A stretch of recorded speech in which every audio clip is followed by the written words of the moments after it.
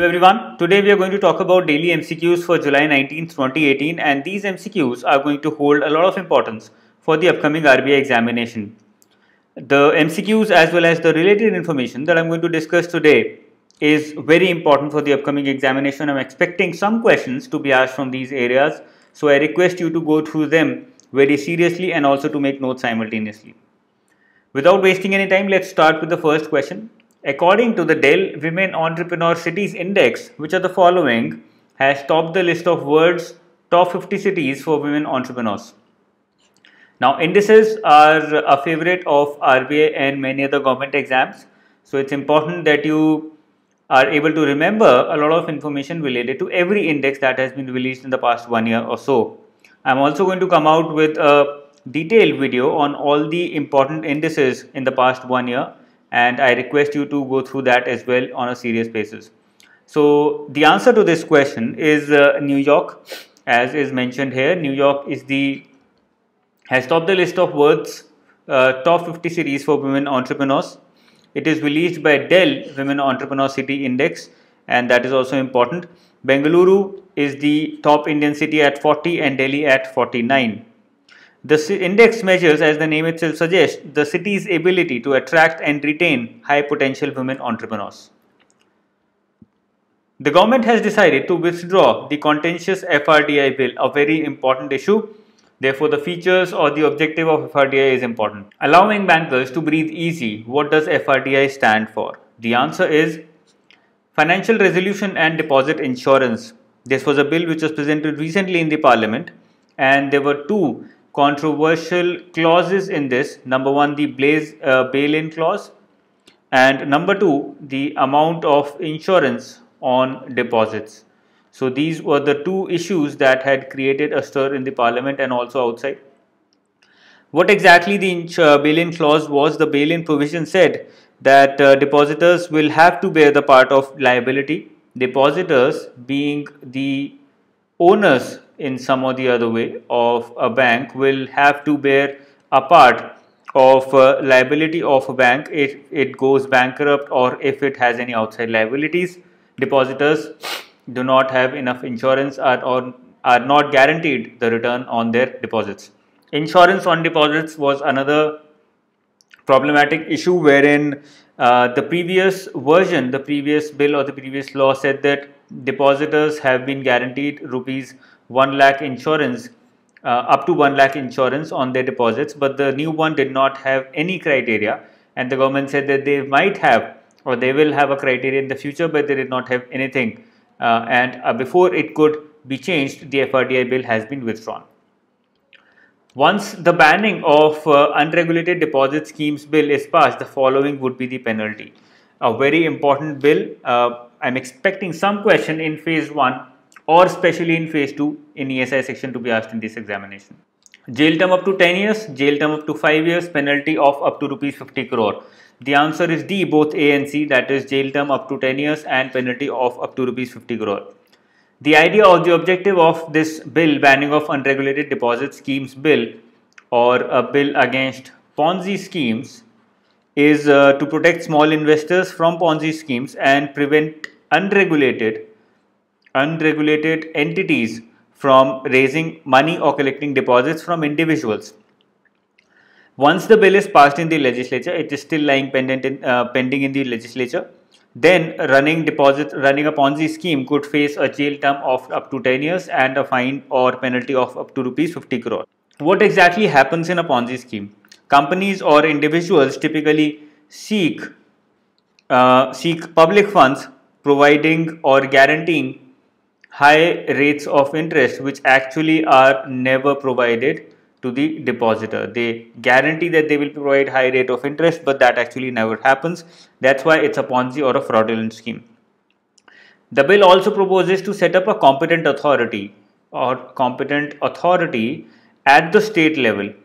Now, it's a central law, but it says that a competent authority at the state level should be set up to have the power of attaching properties and recover dues of depositors in case entities manage to raise funds illegally. Mission Bhagiratha, a very important mission, is associated with which state? The answer is C, Telangana.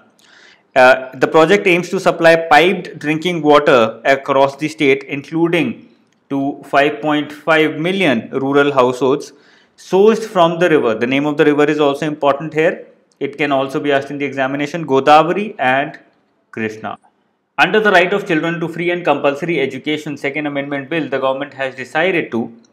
The answer is E, both B and C. Abolish the no detention policy, allow the reintroduction of examinations for schools. A very important change.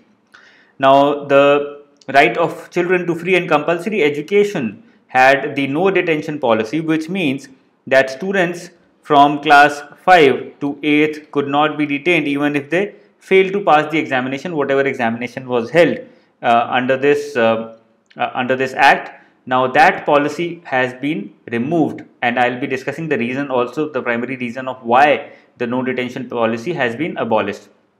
At the same time, it has allowed the introduction of examinations for schools, and the states have the decision to adopt or not adopt both these policies. The state will have to decide on its own whether it wants to abolish or continue with the no detention policy, and at the same time reintroduction of examinations in schools. So these are the two things.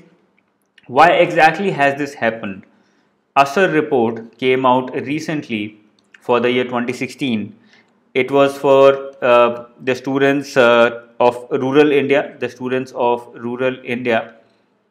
and the ASER report, I have also discussed the ASER report in detail when it was released. It is there on YouTube. It is released by the non-profit organization Pratham, and it said that children of class 5 in India who can read a class 2 level textbook, the proportion has declined to 47.8% from 48.1%, which was the ratio in 2014. Now it has declined to 47.8%. Now it is very important because it shows that the condition is improving, and therefore the government has decided to abolish this no detention policy and to reintroduce examinations so that students can take, as well as the teachers, students and teachers both can take these examinations as well as these classes more seriously. How many phases have been decided for special remission to prisoners? The answer is C3. A very important question. Let's go through all three phases. The cabinet has approved special remission to prisoners on the occasion of 150th birth anniversary of Mahatma Gandhi. It will be done in three phases. What are these three phases? In phase 1, the prisoners will be released on 2nd October 2018, which is the 150th birth anniversary of Mahatma Gandhi. In phase 2, some prisoners will be released on 10th April 2019, which is the anniversary of Champaran Satyagraha. And in phase 3, prisoners will be released again on 2nd October 2019, again 151st birth anniversary of Mahatma Gandhi. Now, what is the eligibility of prisoners to be released? Women convicts of 55 years of age and above who have completed 50% of their sentence. Transgenders, again the same age, the same criteria. Male convicts of 60 or above, same criteria. Physically challenged or disabled with 70% and more disability who have also completed 50%. Terminally ill convicts and convicted prisoners who have completed 2/3 of their actual sentence period. So all these eligibility criteria are important. I think it can be asked in phase 2 ESI section as well.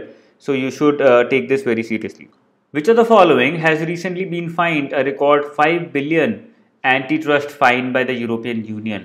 It is equivalent to euro 4.3 billion. So that can also be asked in the examination. This can also be asked in the examination. And which of the following, what is the name of the company? The answer is Google. Why has it been fined by European Union? European Union says that Google has to change the way it puts search and web browser apps. Google search app and Google web browser app is pre-installed on almost all Android mobile phones in European Union area, and European Union says that it is the right of the user to decide and it should not be pre-installed. Which of the following is true with respect to Jana Small Finance Bank? A very important question. The answer to this question, you can go through all the options here. The answer, I'll tell you, the answer is A. It is the last microfinance company to convert itself into a small finance bank. Now it was called as microfinance institution Jana Lakshmi Financial Services, and it has been changed to Jana Small Finance Bank now.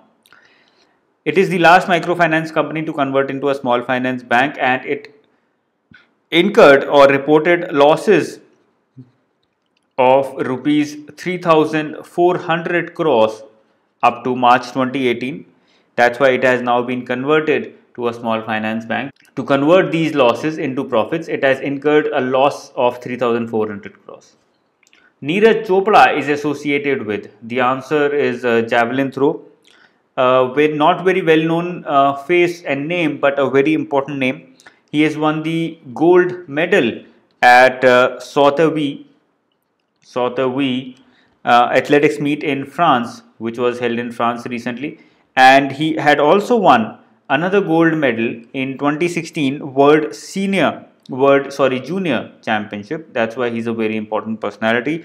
How many moons does Jupiter have? I think it can be asked in the examination in phase 1 special. The answer is C, 79. It used to have 67 moons, 67 identified moons till now, but 12 more moons have been identified orbiting Jupiter. It has taken up the total number of natural satellites of Jupiter to 79. So that's all about today's current affairs. If you liked the lecture, please subscribe to my channel now. I'll be providing more such current affairs, and they are going to be very important for the upcoming examination. You can also provide me feedback in the comment section below. Whatever questions, whatever queries, whatever corrections, whatever comments or feedback you have, feel free to write below. You can also ask me questions on Quora.